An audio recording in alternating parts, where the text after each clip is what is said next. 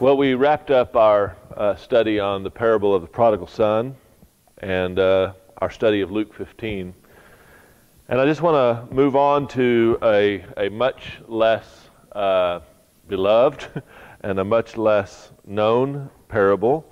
And it's a parable that's actually quite confusing. It's probably the parable that is the most bewildering of all of Jesus' parables. And at least it's the parable that my students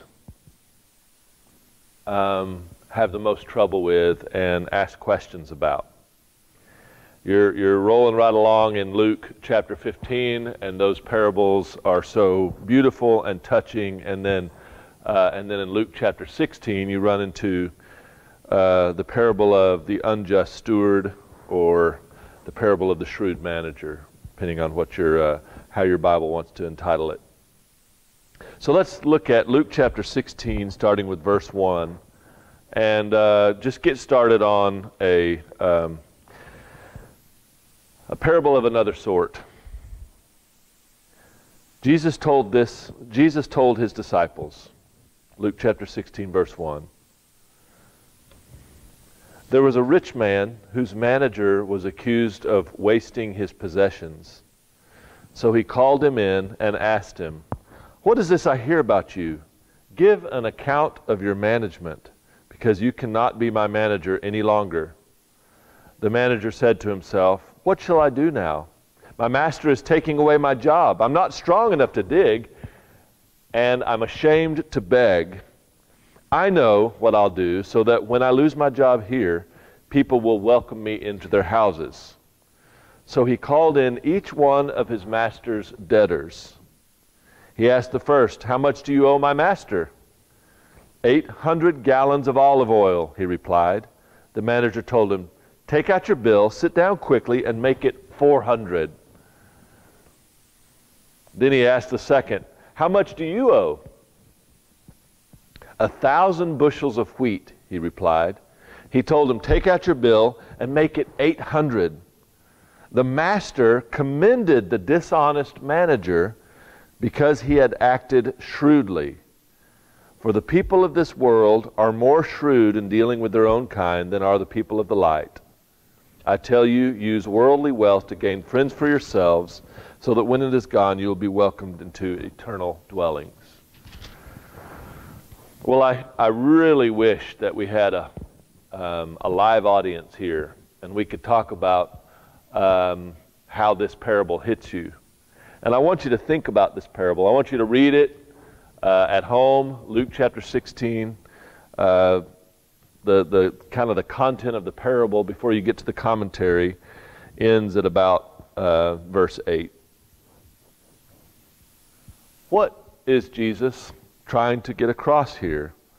He seems to be holding up this slick, maneuvering, dishonest person as an example.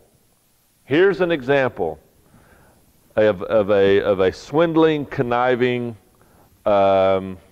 grasper like this unjust steward. And how is this? How are we supposed to? What are we supposed to take away from this parable? And in what sense is this individual an example? So there's lots of different takes on this. In fact, if you were to do an internet search on the meaning of this Luke 16 parable, you get a whole lot of different proposals. If you were to watch some other YouTube videos of preachers giving their assessment, their commentary, and their interpretation of this passage, you get a whole lot of different interpretations. And I will just add to it. I'll give you mine. So let's just get started. And I think that while we do this, we'll be coming across some principles as to how we should be interpreting parables. First of all, I think it's important to look at the context. I think it's important that Luke places this parable immediately after the parable of the prodigal son. So, when Luke originally wrote this gospel, he didn't have Luke chapter 15. He didn't have the number 15 there, and he didn't have the number 16. That broke those two parables up. The context, you go all the way back, the social context of when Jesus tells this story, go all the way back to Luke chapter 15, verse 1.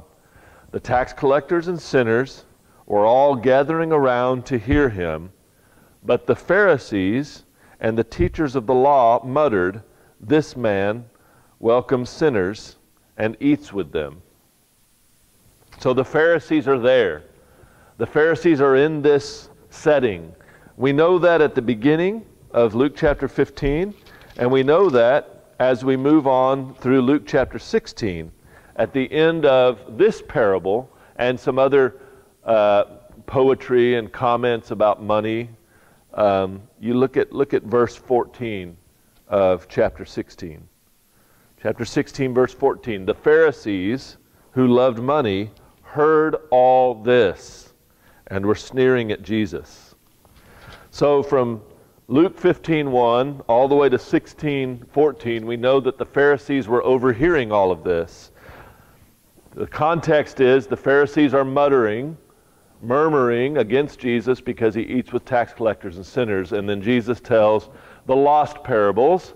And then right after the parable of the lost son, or the parable of the prodigal father, as we talked about in the last few weeks, he tells this parable.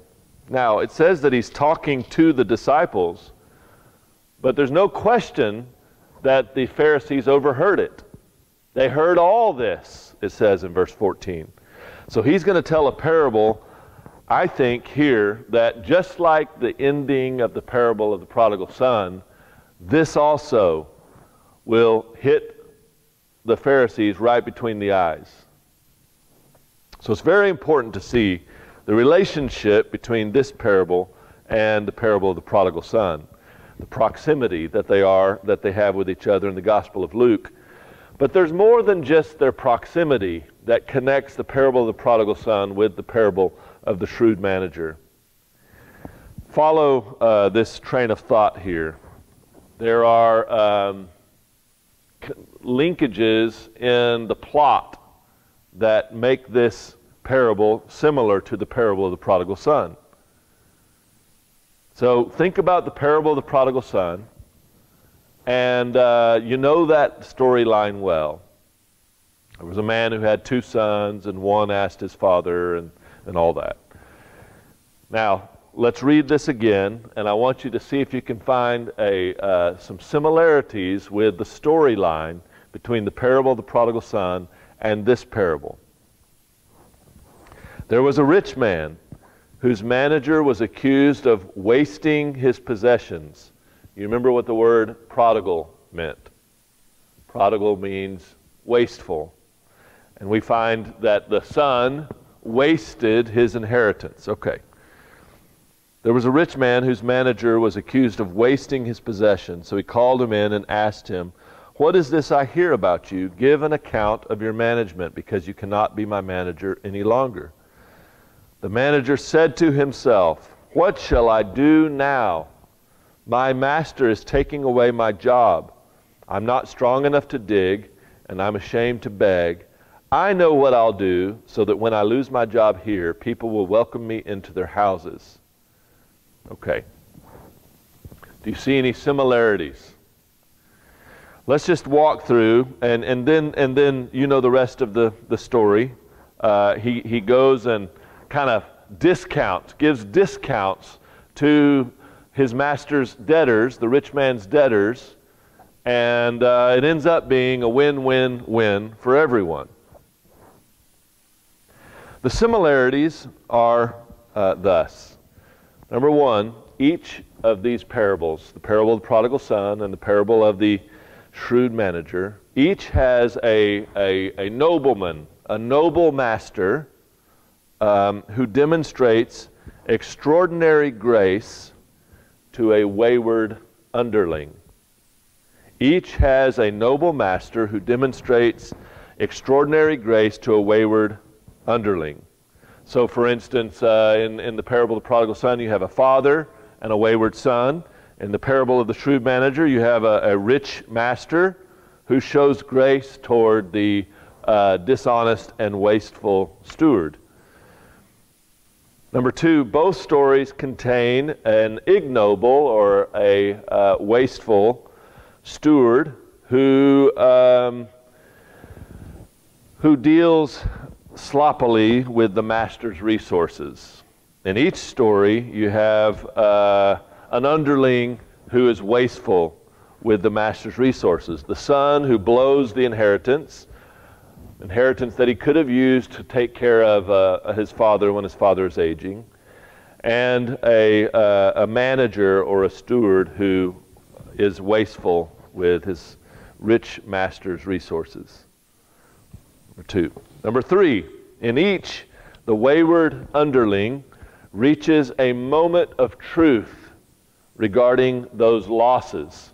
We find the son in the pit, wishing he could eat what the pigs were eating, and then he comes to his senses, and he has this moment of truth. There's an aha moment when he thinks to himself, "I know what I'll do." He has a moment when he comes up with a quick plan, and he designs a plan to return home and offer himself to be a slave in his father's estate. Here, there's the wayward underling reaches a moment of truth, and he says, "I know what I'll do." He speaks to himself, "I know what I'll do, so that when I lose my job here, people will welcome me into their houses." He has this aha moment. He has this idea, and he devises a plan, and the plan in this case is to give discounts to the master's debtors. Number four, in both cases, the son or the manager throws himself at the mercy of the noble master. In both cases, they present themselves humbly before the nobleman and receive grace. And number five, both parables deal with broken trust and the problems resulting from that trust, from that broken trust. Well, there's more that could be mentioned. I've seen longer lists of comparisons between the parable of the prodigal son and the parable of the shrewd manager, but that at least helps us to see that these parables are not entirely different. One of the important things to get at is maybe how does it even make sense? How does it make sense that that the master at the end of the story would be impressed? That the master, the rich master at the end of the story in verse 8, commends the dishonest manager because he had acted shrewdly or wisely, as in streetwise, or cleverly. How is it that the rich man would commend him rather than put him in jail for basically giving these discounts to his debtors? How does this make sense? So going back and understanding maybe some basic things about the economy might help this story make sense. One possible explanation is that the manager is taking his cut out. You know, if you loan money, or if you loan, in this case, resources, wheat, olive oil, whatever it is, perhaps the interest is factored into how the middleman gets his cut. So the manager becomes the middleman. So if you could picture 1,000 bushels of wheat, when the manager goes to collect, he says, let's make it 800. Maybe the cushion there, the difference there, is somehow cutting into the manager's, the middleman's portion. And is it possible that the manager, thinking quick on his feet, eliminated his cut? Very counterintuitive to think about a person who's just lost his job to eliminate his own cut. Another, maybe a way to get at that is to think about, we know that this is happening with tax collectors, that we're going to see later in the Gospel of Luke. We're going to see Zacchaeus, who he's a Jew, but he's collecting taxes for the Roman Empire. And what he does sometimes is he overcharges. You owe the government $5, but he might say you owe the government $10. And then he pays the $5 to the Roman Empire and pockets the other $5. This was a well-known practice that tax collectors would do. Is it possible that this is kind of the way the economy works? You have to compensate the middleman. And in this case, this rich man had lots of endeavors. He had lots of businesses, lots of LLCs, and this manager is overseeing all of these different businesses and all of these different transactions. And is it possible, it just might make sense of the story, that this manager, at a time of crisis when he's out of a job, doesn't take his cut? He gets the wheat back to his manager, and he gives the person who borrowed a discount, and he actually, perhaps, this is one way of explaining how this story even makes sense, he eliminates his own cut. Because whatever it is that he does, he says, I'm going to do something that will cause people to welcome me into their houses. Maybe eliminating his cut and causing a win for his master and a win for the debtor will cause people to be impressed with him and welcome him into their houses. Now, that's another important thing, is that this man is a household steward. He's a household manager. And so to be welcomed into someone's house, by that he means so that he can be employed, so that he can have a job, because that's what he does. He comes into people's homes and he manages the household affairs and manages the household estate. Well, we're just about out of time, and so I'm going to wrap this up, and we'll pick it up next week. But maybe just getting the mechanics of the story down is a good place to start. And that is, it's possible that what this clever, fast-thinking, dishonest manager is doing, this is something that's very counterintuitive. He takes a loss, a personal loss, to the benefit of the debtor and to the benefit of his master, so that he can be employed again.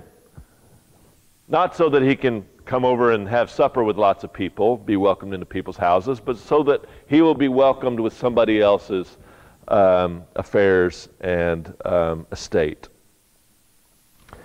God bless, and we'll pick up with this bewildering and confusing parable next week. Please read it, and let's see what you come up with. Bye. For all that you've done, I will thank you. For all that you're going to do. For all that you've promised and all that you are is all that has carried me through. Jesus, I thank you. And I thank you, thank you. And I thank you, and I thank you.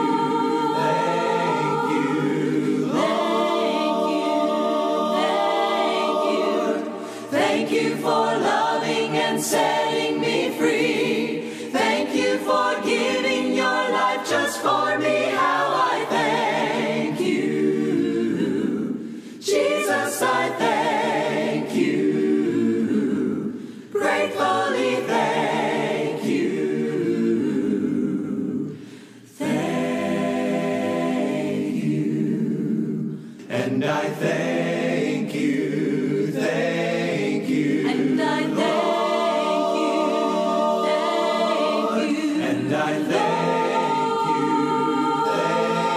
you, Lord. Thank you for loving and